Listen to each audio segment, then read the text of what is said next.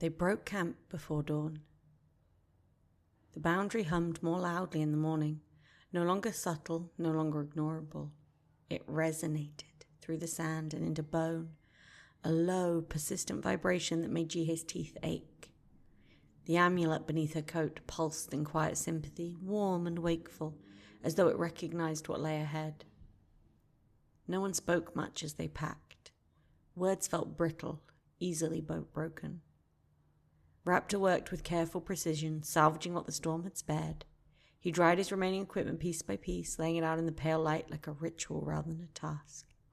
His deep diving suit received particular attention. Each segment was cleaned, folded, and wrapped with reverence, his expression distant and inward, as though he were packing away not just gear, but years of intent. Estatrix watched the sea while they worked, standing where the surf brushed his boots. In the clear light of morning, his human form was unsettling in a quieter way than his Leviathan shape. His hair burned red against the muted coastline, flaring around his head like the frill of his eel-like body made flesh. Fine scales shimmered along his throat and hands, catching the light whenever he moved. He looked less like a man pretending to be human, and more like the sea trying on a new idea. When they were ready, they approached the boundary together. Up close, it arched across the land like a translucent dome, air bending and folding in on itself. Beyond it, the coast looked ordinary enough. Dunes, grass, sky. A lie, held together by power.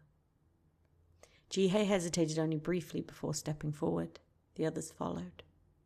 Passing through felt like walking into a held breath. Pressure brushed her skin without touching it, and for a heartbeat her ears rang as though she was submerged too quickly. Then the sensation vanished. The mirage collapsed. Jihye stopped short, breath leaving her in sharp, involuntary sound. A vast city unfolded before them. Pale stone buildings spread outward in sweeping arcs, their roofs gleaming softly beneath the rising sun. Water threaded through everything, narrow channels and broad pools reflecting the sky, carrying sound and light through the streets like veins.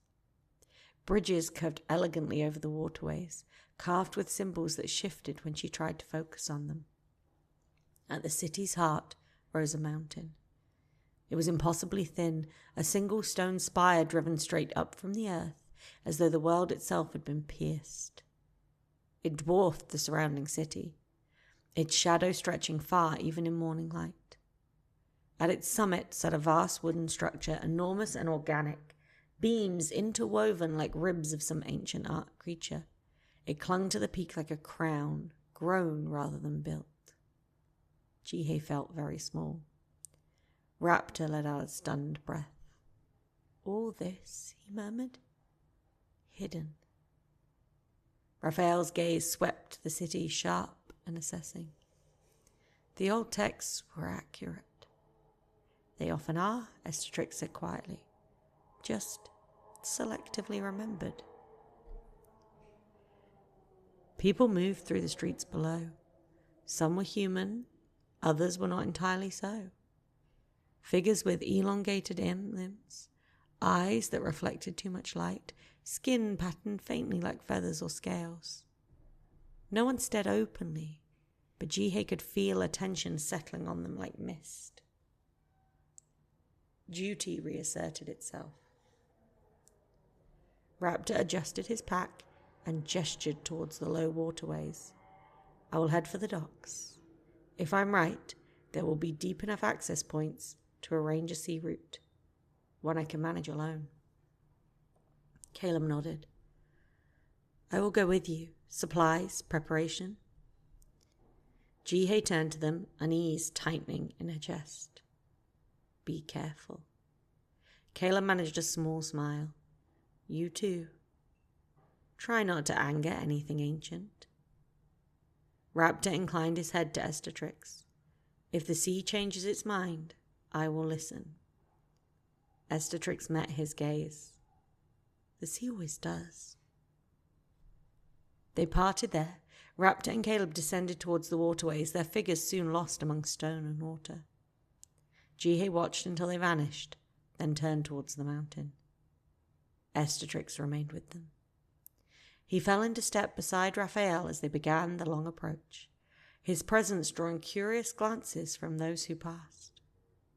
The closer they drew to the spire, the stranger the air became. A faint pressure built behind Jihye's eyes, accompanied by a low hum when she could feel rather than hear. The mountain loomed larger with every step. Estatrix grew quieter the nearer they came. His posture stiffened slightly, gaze fixed ahead. Whatever memories he carried of this place were not gentle ones. At the base of the spire stood a shrine-like structure, smaller than the surrounding buildings, but heavy with significance. Pale stone columns framed the entrance, carved with flowing seals that seemed to move when viewed from the corner of the eye. A shallow pool lay before the threshold, its surface perfectly still. 2 figures waited there. They were tall, slender, their skin pearlescent, their eyes deep and dark as the sea at night. Robes fell from their shoulders, woven with threads that shimmered faintly.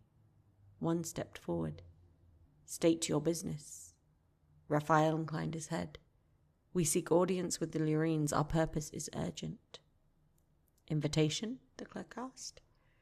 "We do not have one," Raphael replied, "but the matter concerns Arcanthus." The name rippled through the air like a disturbance in water. "Important is not invitation," the clerk said flatly. Before the exchange could sour further, a second figure emerged from the shrine. Older, their movements slower, gaze sharper. "What is the delay?" they asked. "They claim urgency," the first replied.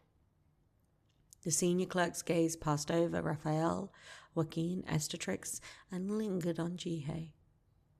"Explain yourselves." Before Raphael could speak, Jihye reached into her coat. Raphael turned sharply. "Jihye." She did not stop. She drew out the amulet. Its bronze surface caught the light, the etched symbols flaring briefly within a warmth. The first clerk scoffed. "A trinket."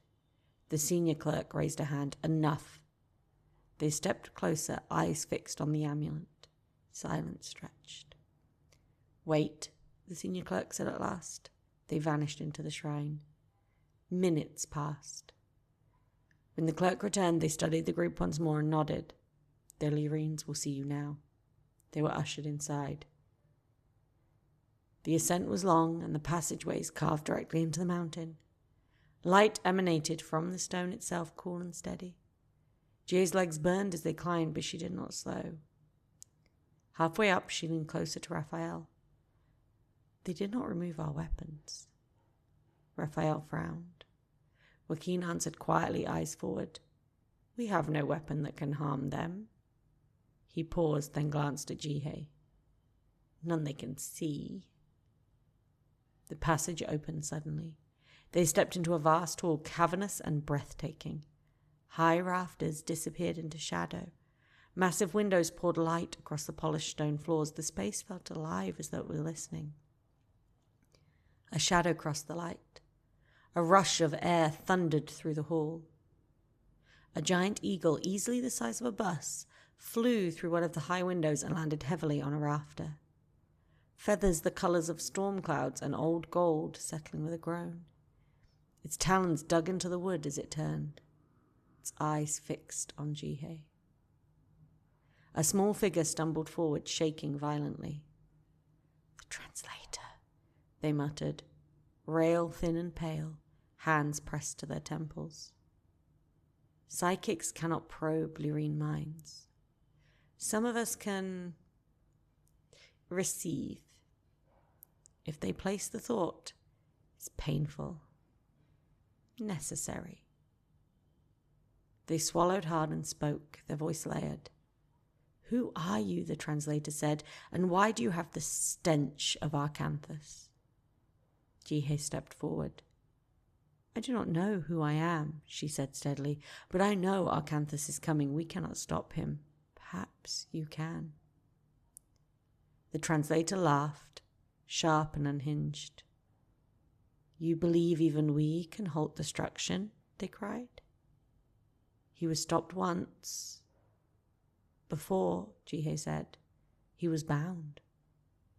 Yes, the translator snapped, using his child. And yet he's back. We have no weapon.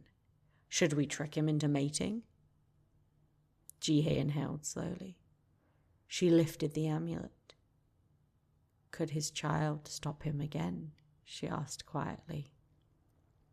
The eagle leaned forward, one vast eye filling her vision. The translator gasped, collapsing as if pierced through. The amulet pulsed. The hall fell utterly silent. Estetrick stepped closer, scales catching the light, his gaze never leaving the Illyrian above. What happened next? The world was listening now.